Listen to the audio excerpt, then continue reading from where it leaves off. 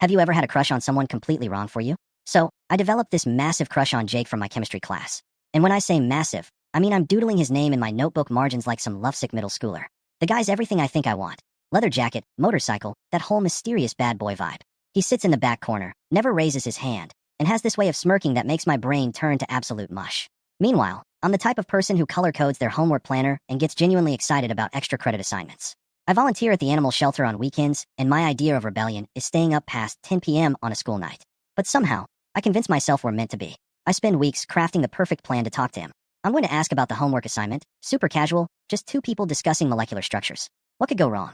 The moment finally comes. I walk over to his desk, heart pounding like I'm defusing a bomb, and say, "Hey, did you understand the homework about covalent bonds?" He looks up at me with those dark eyes and goes, "Homework?" There was homework. Red flag number one. But my brain chooses to interpret this as charmingly carefree. So I offer to explain it to him. We end up at the library after school, and I'm thinking this is it. This is my romantic movie moment.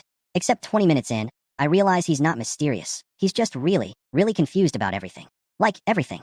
He asked me what a proton is. In chemistry class. As a junior. But the real wake-up call comes when I mention I volunteer at the animal shelter, hoping to impress him with my compassion. His face lights up, and he goes, "Oh cool. I hate animals.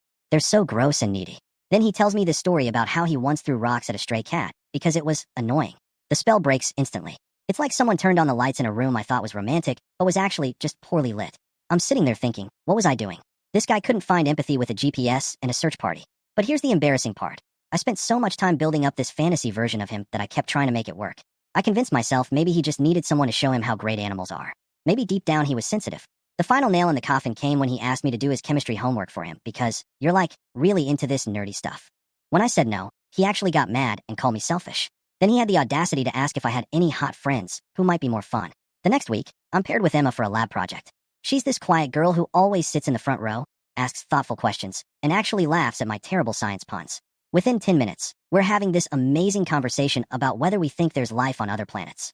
She's brilliant, kind, and when she finds out I volunteer at the shelter, her face lights up because she's been wanting to volunteer too, but was too shy to go alone. 3 months later, Emma and I are dating, and I realize what I thought was a type was just me being completely clueless about what I actually wanted. Turns out, I don't need someone mysterious and dangerous.